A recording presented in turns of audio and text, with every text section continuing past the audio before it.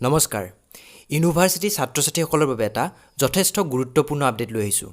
চাওক আমি সকলোৱে ইউনিভাৰ্সিটি পৰীক্ষা সন্দৰ্ভত পৰীক্ষা হ'ব নে নাই এইবিলাক চিন্তাত আমি সকলোৱে মগ্ন হৈ আছো আৰু শেহতীয়াভাৱে মানৱ সংসাধন মন্ত্ৰী ৰমেশ পোখৰিয়াল নিশংক ডাঙৰীয়াই পৰীক্ষা সন্দৰ্ভত ইউনিভাৰ্সিটিসমূহৰ পৰীক্ষা সন্দৰ্ভত তেখেতে এটা ৰেসপন্স প্ৰদৰ্শন কৰিছে ইণ্ডিয়া টিভি নিউজ পৰ্টেলৰ এক আৰ্টিকুলত মানৱ সংসাধন মন্ত্ৰীগৰাকীৰ পৰীক্ষা সন্দৰ্ভত বৰ্তমানৰ মনোভাৱ প্ৰকাশ পাইছে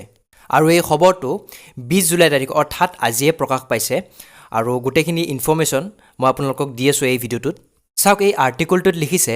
ইউজিচিয়ে যি পৰীক্ষা ইউনিভাৰ্সিটি পৰীক্ষা অনুষ্ঠিত কৰাৰ ক্ষেত্ৰত যি গাইডলাইন দিছিলে সেই গাইডলাইন সমূহৰ ওপৰত ছাত্ৰ-ছাত্ৰীসকলে বহুতো সাজেশন দিছে আৰু সেই সাজেশন সমূহ মানৱ সংসাধন মন্ত্ৰী ৰমেশ পোখৰিয়াল নিশংক ডাঙৰীয়াই ভালদৰে চকু দি চাই আছে বুলি কৈছে তাৰ পাছত ইয়াতে লিখিছে যে ইণ্ডিয়া টিভি ৱেব পৰ্টেলৰ ফালৰ পৰা ছাত্ৰ-ছাত্ৰীসকলে যি বিৰোধিতা কৰিছে পৰীক্ষা সন্দৰ্ভত সেই সন্দৰ্ভত চকু দিবলৈ ভালদৰে চালিজাৰি চাবলৈ মানৱ সংসাধন মন্ত্ৰীগৰাকীলৈ ইণ্ডিয়া টিভি নিউজ পৰ্টেলৰ ফালৰ পৰাও এক আহ্বান জনোৱা হৈছে বুলি ইয়াতে উল্লেখ কৰিছে আৰু ইয়াতে কৈছে যে মানৱ সংসাধন মন্ত্ৰী ৰমেশ পোখৰিয়াল নিশংক ডাঙৰীয়া তেখেতে আমাৰ ভাৰতৰ শিক্ষা বিভাগৰ এটা উচ্চ স্তৰত আছে আৰু তেখেতে শুদ্ধ সিদ্ধান্ত গ্ৰহণ কৰিব পাৰিব বুলি সকলোৰে বিশ্বাস আছে তেনেকুৱা এটা মনোভাৱ প্ৰকাশ কৰি এটা বাক্য কৈছে তাৰ পাছত আৰ্টিকেলটোত উল্লেখ কৰা আছে যে ইউজিচি যি ইউনিভাৰ্সিটিসমূহলৈ নিৰ্দেশনা জাৰি কৰিছিল পৰীক্ষা সন্দৰ্ভত যে ছেপ্টেম্বৰৰ ভিতৰত সকলো ইউনিভাৰ্সিটিয়ে পৰীক্ষা অনুষ্ঠিত কৰিবই লাগিব আৰু সেই পৰীক্ষা অনুষ্ঠিত কৰাৰ ক্ষেত্ৰত যিসমূহ নিয়ম কানুনৰ যিসমূহ গাইডলাইন দিয়া হৈছিল ইউজিচি গাইডলাইন বুলি যাক কয় সেই গাইডলাইনৰ বিৰোধিতা প্ৰদৰ্শন কৰিছে বহুতো ছাত্ৰ-ছাত্ৰী আৰু বহুতো সংগঠনে ভাৰতৰ বিভিন্ন প্ৰান্তৰ পৰা বিৰোধিতা প্ৰদৰ্শন কৰিছে বিশেষকৈ ইউজিচি গাইডলাইনত থকা নিয়ম কানুনৰ যিবিলাক সম্ভৱেই নহয় এই কৰোনা ভাইৰাছৰ পৰিস্থিতিত তেনে ধৰণৰ নিয়মত পৰীক্ষা পতাটো সম্ভৱেই নহয় এনে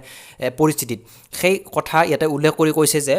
ছাত্ৰ-ছাত্ৰীসকলে এই ইউজিচি গাইডলাইনৰ পূৰ্ণ সমৰ্থন নকৰে আৰু এই গাইডলাইনসমূহৰ সংশোধনৰ প্ৰয়োজন বুলি ইয়াতে আৰ্টিকুলটোত প্ৰকাশ কৰিছে তাৰ পাছত লিখিছে যে মানৱ সংসাধন মন্ত্ৰীগৰাকীক প্ৰশ্ন সোধা হৈছিল এই সন্দৰ্ভত যে ইউজিচি যিবিলাক গাইডলাইন দিয়া হৈছিলে সেই গাইডলাইনৰ বিৰোধিতা কৰা হৈছে আৰু এই সন্দৰ্ভত আপোনাৰ মতামত কি এই ক্ষেত্ৰত মানৱ সংসাধন মন্ত্ৰীগৰাকীয়ে উত্তৰত কৈছে তেখেতে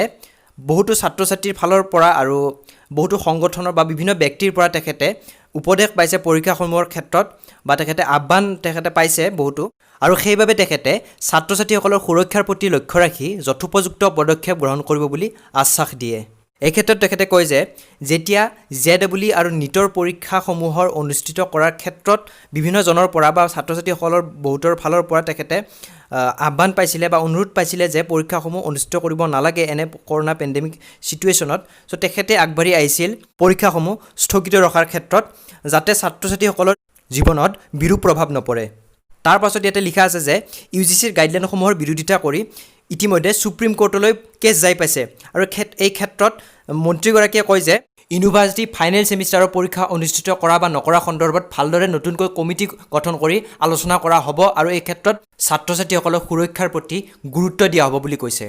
ইয়াৰ লগতে তেখেতে কয় যে ছাত্ৰ-ছাত্ৰীসকলে যিবিলাক মনোভাৱ প্ৰকাশ কৰিছে পৰীক্ষাসমূহৰ ক্ষেত্ৰত সেই সন্দৰ্ভতো তেখেতে চোকা নজৰ দিব বুলি কৈছে গতিকে এইটো আপডেট আপোনালোকক জনালো লেটেষ্ট আপডেটটোৰ পৰা আপুনি যদি উপকৃত হ'ব পাৰিছে তেনেহলে ভিডিওটোত এটা লাইক কৰি দিয়ক আৰু আপোনাৰ কিবা যদি মন্তব্য আছে তেনেহলে কমেন্ট বক্সত কমেন্ট কৰি জনাওক আৰু ভিডিওটো শেয়াৰ কৰিবলৈ নাপাহৰিব লগতে আপুনি যদি চেনেলটোত নতুন তেনেহলে চেনেলটো সাবস্ক্ৰাইব কৰি লওক আৰু কাষত থকা বেল আইকনটো দবাই দিয়ক এনে ধৰণৰ ইম্পৰ্টেন্ট আপডেটবোৰ পাই থাকিবলৈ ধন্যবাদ